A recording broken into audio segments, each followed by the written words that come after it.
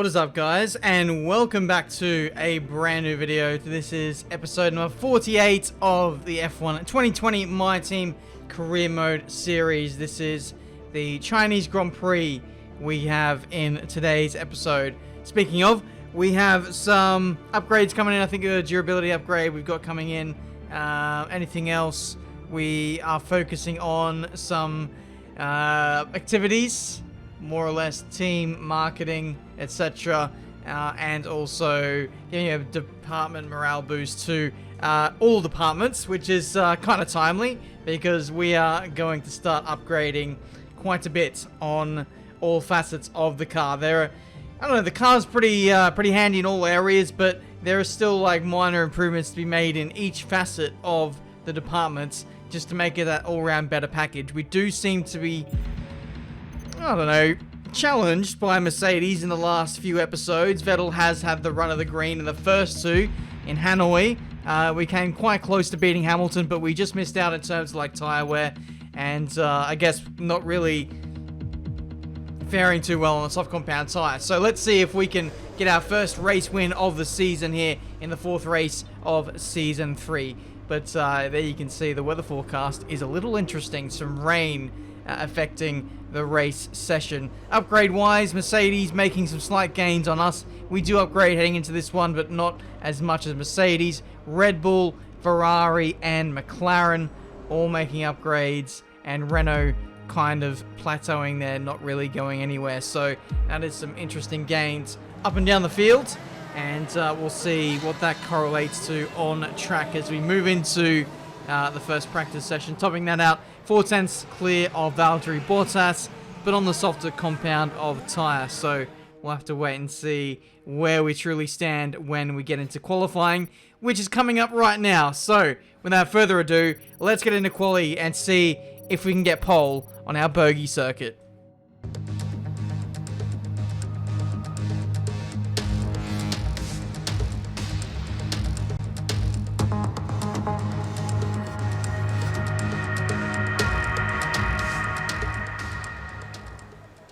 This is going to be tough.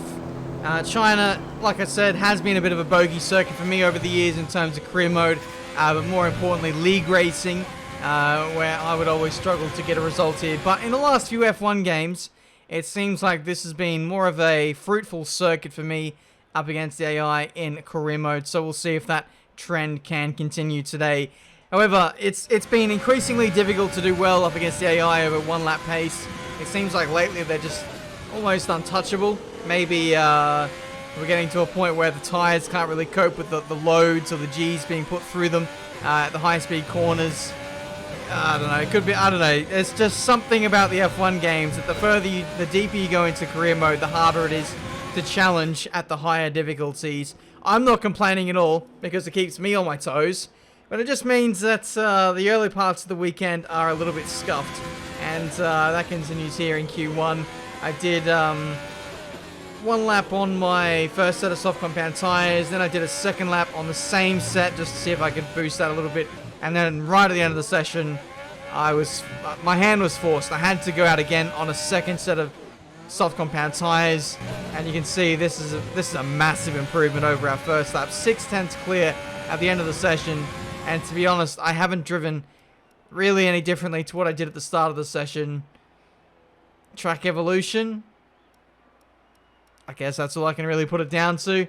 But yeah, there we go. We do safely get ourselves into the next part of qualifying, but unfortunately we burned an extra set of tyres than what I would have liked to have done. But regardless, we move into the final minutes of Q2, and we only have one new set of soft compound tyres, which is exactly what we're using right now. So there is no banker. This is the one-shot lap we have to deliver through the final corner, open the DRS, up to the line, and it is a 1 minute 27.286, which is pretty handy, if I do say so myself. Compared to qualifying 1, we did a... what did we do? A 27.4. So 2/10 gain there for us. Not too bad. Q3, though, we lost time. We only lost a 10th in Q3, but unfortunately, everyone else improved heading into that final part of qualifying. So pretty frustrating to see that. Yeah, it was just it went horribly for us in that last session. Everybody improved, we went backwards, and yeah, really exposed with that one. So as we head into the race, which is raining, by the way, we have it all to do, but let's hope we have the pace in the rain to take the fight to our teammate and the Mercedes. It's time to find out which driver is up to the task of claiming the Chinese Grand Prix. We're here in Shanghai.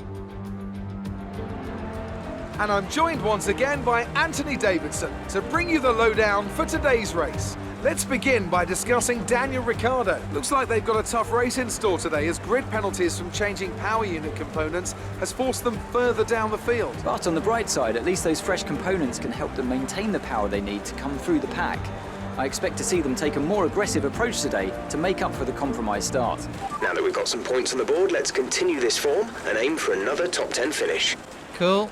Jeff only wants a top 10. I can slack off and, I don't know, drive slowly. That's not the case. We are here for the Chinese Grand Prix. Heavy rain conditions, and this is going to be a tricky one. Switching to inters and then maybe even dries towards the end of this race. So we need to be on the ball at all times in this race when it comes to being on the right tire at the right time. We are underway for the 4th race of Season 3 of F1 2020 Career Mode, and it is Wheelspin City for me at Marduk Motorsport. Heading into turn 1, we're going to take the outside line of a couple of boats here, holding the inside, slushing away at those puddles, trying to forge their own way through. You can see Vettel up in P2 fighting away with Hamilton and Bottas, and that's going to be a tasty battle that ensues over the course of this afternoon's racing. We go up the inside of Leclerc into turn 4, and we're quickly trying to undo the damage that was done in qualifying by only managing P8 on the grid. With Daniel Ricciardo's grid penalty, that promoted us up into P7, so that's made life a little bit more easy for me in my quest to put this car back to where it should be. Next up is Lando Norris, the meme master himself. Are we going to go for a dive bomb into the hairpin? No is the answer. Getting very close though on approach to the apex there, but no contact made between ourselves and the McLaren. You can see a bit of a gap starting to form between Norris and Bottas. So that will be our job over this first stint, to see if we can close that gap and start to put pressure on the race leaders. Bit of a lock up there in a turn 4. Let's minimize that and keep the pressure applied to Lando. It looks like he's breaking away a little bit on this second lap as Lewis Hamilton banks in the fastest one so far, 46.8. We do a 47.9. So 1.3 seconds off the pace on that lap alone. We really need to get out of the shadow of Lando Norris here. Might go for a dive bomb here into turn 4. We were strong here last lap, and it continues here as we do have the track position. Not a great exit though. You would expect that with a dive bomb, and Lando gets the cutback. Nice counter-attacking move there, son, as he tries to shut the door there into the middle sector. Effective, super effective against Marduk Motorsport type Pokemon. Yes, that is a reference that I just chucked into a career mode video. Lap 4, and you can see Leclerc 5 tenths behind. This is a nice little train that's starting to emerge at this stage. Bottas 3.5 seconds up the road. So it's starting to look like this is going to be a lonely old race for me. If I can't get in front of Norris now, P4 might be the best I can manage in this race, unless there is a safety car or something like that. I just don't have the pace of the leaders at this stage. You can see Norris still doing really well, to be honest, to maintain track position. He is visibly slower than me. He's just fast enough in the right areas. And McLaren has got really decent straight line speed, and I've actually struggled to really get close to them in the braking zone. So I can't really attack Lando into the hairpin at the end of the massive back straight. So my real attacking opportunity is this corner here, turn 4, dive bomb again on lap 5, and this time we pull it up. We actually managed to prevent the cutback from Lando occurring, and that enables us to hold on to P4 in this race. I'm sorry if some of my words don't make sense right now. It's midnight, and I'm reformed. You know, I've been going to bed early. I've been going to bed at like midnight and stuff. I've been a good boy, but now this is, you know, in old Tiametmarduk land, this would be like the equivalent of me being up at 3 or so a.m. doing a commentary. But there you go. I'm meant to be in London in about 7 hours. But here I am, making career mode videos for you guys. Bloody hell, these videos take ages to make. But anyway, from next episode onwards, I'll be able to fully focus on YouTube again, which will be lovely. But anyway, it is lap 6, and while I've been waffling away at real life issues, not issues, but I've banked in a fastest lap of the Grand Prix, and that is very confidence inspiring. I didn't think that I had the pace of the race leaders. So, well, I didn't even think I had better pace than the race leaders, let alone their pace. We're closing them in, and this becomes a completely new race. I thought I was going to be running on my own for the rest of the Grand Prix, just consolidating P4, kind of being in no man's land. There's Carlos Sainz with some issues there. Engine failure for him. Looks like at this stage there won't be a safety car, so that won't bail us out in this Grand Prix. But thankfully, we have the pace to dig ourselves out of trouble. The rain is my friend, it seems. As you can see, Vettel and Bottas diving it in for intermediate tyres here at the midway point of this race, or approaching the midway point. But Vettel in for inters, Bottas in for inters as well. I'd imagine we're going to respond on the next lap, and we are probably going to lose a bit of time. Ideally, you want to stop at the exact same time as your teammates, but there's only one pit stall in Formula 1, and you can only take one car at a time. Hashtag first world problems, am I right? But let's not dwell on the negative, and let's see if we can turn this into a positive. Maybe, I guess the thing we can look forward to for the rest of this race is the fact that we're going to have fresher intermediate tyres in our teammate and Valtteri Bottas for the rest of this race. We have put in a decent in-lap, but when you're caught out on the wrong tyre, you're never really going to fare all too well. We do hold Hamilton in the pit lane, so I guess that's a positive as well. As you can see on the replay, just held for a fraction of a second, which is going to bring Hamilton closer into our fight and probably even help our teammate in getting the lead of this race, given that he got the undercut on both of us and was ahead of Bottas. A rejoin on the circuit, and in actual fact, Lewis Hamilton retains the lead of the race, but somehow, or crucially, we're actually closer to these two after the stop than what we were prior to it. So somehow staying out on the wet compound tyres has actually gained us time. That is unbelievable. That rarely happens. That is such a rare occurrence. Normally the AI will put themselves, you know, numero uno, and they always gain a lot in changeable conditions. Going onto a new tyre, maybe they were aggressive and went maybe a lap too early, slightly a lap too early. Maybe it was pretty close on the balance of things, but you would expect that they would gain time. They haven't, and as such, we are in the fight now with 1 lap fresher tyres.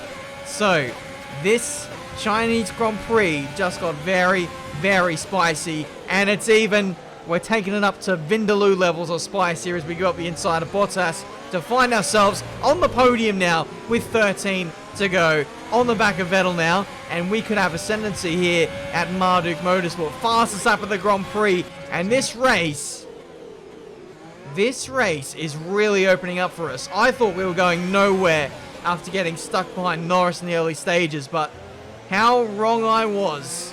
We are now possibly staring down the barrel of us winning this Grand Prix. Hamilton only 2.6 seconds up the road. The objective now for this middle stint of the race is to get ascendancy over Vettel. We need to be the first car in line to switch to the dry tyres, if in case that is a scenario at the back end of the race. It's all well and good staying out a lap longer on wet compound tyres on a wet track, but you cannot, and I repeat, you cannot make Inter's work on a drier track by staying out one lap longer than your teammate. So it is imperative for us to get in front of Vettel.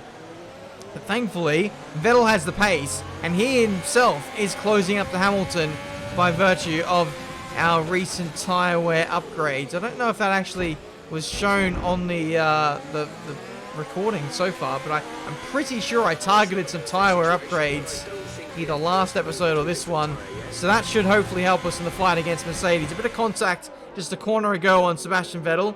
Thankfully, no damage for us. It did disrupt Vettel's momentum out of that lap, but otherwise, we move on, and we move on to P2. P2 in this Chinese Grand Prix. Okay, so we got a little bit close on the previous lap, and Vettel showed the inside, which was a little bit of a weakness there, a late turn in for him, which gave me the idea to dive for this gap that might have been there on the next lap, and that's exactly what we did. We went for it, and it's given us P2 in this race. So it's I don't know, it's not really a dive bomb because you don't really break into there, but I've kind of like cheated, not cheat in the literal sense, but like, you know, move the car over to the inside, dive to the inside of that inside line, and then just use my car as leverage to stay in front of Vettel, and that got me P2. So a very interesting move, one which would not work in the dry, because that corner is less of a corner in the dry and is more so in the wet. It is a big lift, and we made that work for us. Now we are on the back of Hamilton on lap 21, and I tell you what, we are on for a win today if this keeps up. There is a little bit of clear sky starting to emerge as we head into turn 4. You can actually see it there at the top left-hand corner of the screen. That is, where the sun is starting to peek through. So we might see some dry weather running towards the end of this race. Let's see if we can get in front of Hamilton before the dry spell arrives, because we weren't exactly the fastest car on dry tyres in qualifying. So let's hope that it stays wet as long as possible. Let's see if we can get Hamilton here, maybe up the inside into turn 4, lap 22. It is a big move for the lead of the race, and crucially we leave a bit of space to Hamilton, but he doesn't take it. So that is the lead of the Chinese Grand Prix with 6 to go on intermediate tyres. Still many question marks as to whether we'll finish the race on these tyres, but we have ascendancy in this Chinese Grand Prix. You can see the move here from Hamilton. Leaves lots of space. I leave lots of space as well to Hamilton. Good, clean, respective racing. I was actually expecting Hamilton to hold the outside there, or at least get a switchback, but that wasn't the case from him there, and we're able to hold on. So it's lap 22. We're getting ready for a change to dry tyres. It looks like the track has really dried out in the last 60 seconds or so, and so I'm having to make some last-minute switches to the dry tyres. You can see we go through the middle sector, and the track is just about bone dry somehow, absolutely drifting through the middle sector, and now Hamilton is all over the back of us once again. So this has been such a weird Grand Prix, a massive drift through turn 5, and we were lucky not to lose it all there. That was such a massive drift, a massive catch as well, and look at Hamilton, got the best seat in the house to watch that drifting show unfold here in Shanghai is the word I was looking for. It's 1 a.m. Give me a break. DRS has been enabled. 5 to go. And we are going to switch onto either a set of soft compound tyres, which you might have noticed if you're eagle-eyed enough, that we only have a huge set of softs left for the rest of this race. The alternative is we go onto a set of mediums, which is being suggested by Jeff now as we open it there. And that made me consider going to mediums, actually. So that's what we're going to do for the back end of this race. Hamilton is attacking me on this back straight. He has DRS now because it's been enabled by the stewards. We head into the hairpin. I still haven't concrete decided while I was driving this at the time what I was doing in terms of the tyres, but I can tell you in post-commentary that I do go for the mediums, but it was a late call. Definitely a late call.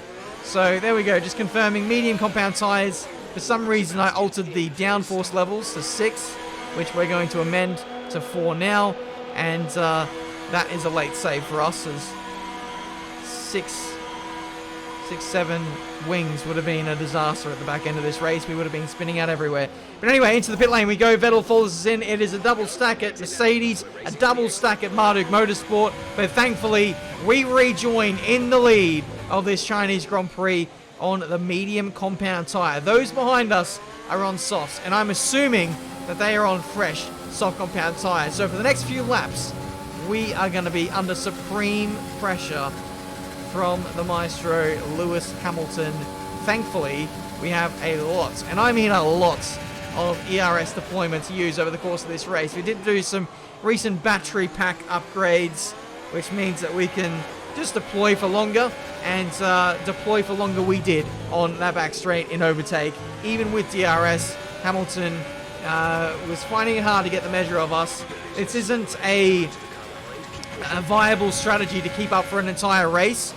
With diminishing returns, that we are draining our battery lap after lap. As you can see, Hamilton go for a dive on the inside into turns 1 and 2. He actually spun us out there. As you can see on the replay, just drives into us. That is absolutely unbelievable. Hamilton would do that. That is so risky.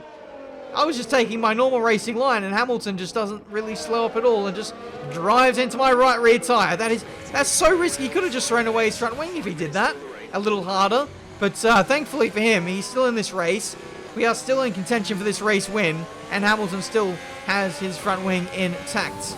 As you can see, Kevin Magnussen setting a fast lap of the Grand Prix. This is going to be happy hour now at the back end of this race. Hamilton on the attack once again on his soft compound tyres. We are deploying all of the overtake on this back straight. Now, as I was alluding to earlier, before the moment with Hamilton last lap, this is not a strategy I can keep up for the entire race. This is only possible for a handful of laps, deploying all of my battery on the back straight in overtake. I'm even deploying overtake in other areas too, but lap after lap, we are losing, that total percentage of battery. It diminishes every lap. So that's something we need to be, keeping an eye on. Thankfully, we're on the medium compound tyre, which will mean that we, phase into the race a lot better towards the end. I thought with a track that's, evolving, I'd be able to set a fast lap of the Grand Prix on the very last lap. The track keeps getting faster and faster. The softs die off after 2 or 3 laps. So I thought that would play into my favour. As you can see, a back marker getting in the way of both of us. Looks like he held up Lewis a little bit worse than when he held up me. But regardless, we get through. Hamilton gets through as well. The gap is still half a second. And we are on the last lap of this Chinese Grand Prix. Still happy hour up and down the field as everyone's setting fastest laps. I'm going to see if I can go hell for leather on this last one. Medium compound tyres really haven't worn out. The softs are starting to die off. So hopefully we can have the measure on Lewis Hamilton. He's still very, very close as we go into the back straight for the final time in this Chinese Grand Prix into overtake. And you can see that battery issue that I was telling you about, not viable for a very long time. Thankfully, this is the last lap. If there was one more lap, we might have been out of battery. But we are just about going to hold on in this Chinese Grand Prix. And I think if we hold on for one more corner, this will be our first race victory of the entire season. And what a race victory it is. Great job. You've done everything we wanted today.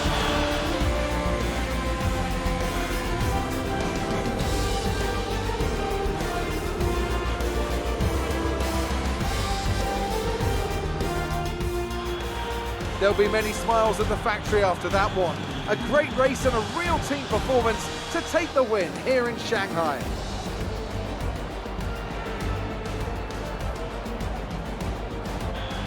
So Anthony, what made the difference out there today? Well, this was a real team victory. They put together a solid strategy today that appeared well suited to the conditions out on track. The driver did everything that was expected of them in the moment to really execute the team's plan to perfection. A shining example of how F1 really is a team sport. Well, I'm thoroughly exhausted after the excitement of that race, but I'm sure it's nothing compared to our drivers here. They've worked hard to make it up there, and it's great to see them make their way out onto the podium. Oh my goodness. We are a Grand Prix winner in Season 3 of this bloody career mode. Finally. Finally. We've got the job done. We really should have won Hanoi. Kind of dropped the ball there with the strategy. Not today. We managed to claw back what was a poor start to the weekend. P8 on the grid in qualifying. Started P7 at the start. Picked off a few guys. Leclerc, Norris was hard to get in front of. And then slowly, one by one, Vettel, Bottas, and Hamilton. Took a bit of a ballsy strategy there to box for mediums and, you know, hold out to weather the storm from Hamilton and company behind. We had our little tangle towards the end there, but thankfully we were able to hold on. 9 points is the difference between ourselves and Sebastian Vettel at the top of the championship. We do jump Lewis Hamilton in the standings by virtue of that win today, and we further cement our position at the top of the Constructors' standings. But, yeah. Really, really nervy call, that one. I had to go with the mediums. The reason why I went with mediums is because on the soft in Hanoi, we really weren't strong up against Mercedes, and so I thought if I can just weather the storm on the medium for just like 2 or 3 laps, the final 2 will be a lot easier. But if I was to box for softs, I would have the same pace as Hamilton throughout, and I would have to weather the storm throughout the whole of the 4 or 5 laps or whatever it was for the rest of the stint. My tyre wear in particular relative to Hamilton's, at least in Hanoi, was terrible, and I thought I'd be under more pressure if I boxed for the softs, particularly towards the end. But there we go, went with mediums, and I thought it would be a better choice for getting fast up on the last lap. In the end, I don't think we got it. I think it went to like Verstappen or Bottas or something. But either way, we got the win, monkey off our back, and it just shows that we are not a paid driver in Season 3 of F1 2020 Career Mode, which is exactly what you want to see. But there we go, guys. Hopefully you enjoyed. If you did, leave a like, subscribe to the channel if you're new to see plenty more racing game content on the F1 2020 game. Like I said, career mode videos have been a bit scarce lately, but that will change from the next episode onwards, hopefully. I've had a few other commitments to do, like commentary-wise, like with Gfinity in London, which has really taken away time for me, unfortunately. But I will be back to doing career mode uploads, hopefully a lot more regularly, and we can bosh out the rest of this season and see if we can defend our drivers and constructors titles. Even though we have a better car and in a much better position than what we were this time last season, I feel like it, well, okay, constructors, probably not that hard to win this season, but the drivers, my goodness, do we have a scrap on our hands. You can see how hungry Hamilton was to win that one. Mercedes are under the pump, and they know it. We are developing so well. They're pushing so hard with their development as well. It is a hotly contested season of career mode, and I can't wait to bring you guys more episodes of it. We head to Zandvoort next, which was the hunting ground for us, and I believe maybe the first race win we got in career mode last season. Definitely maybe the first one too. Maybe. I'm not sure. That's it from me today. Until the next one, I'll see you next time. Let's see what effect this result has had on the drivers' standings. That lead at the top of the table has shrunk somewhat today. Now, let's discuss, Ants. Who would you say is a contender for driver of the day? Let's move on to the constructors. After an event like that, who knows what the sport has in store for us next time?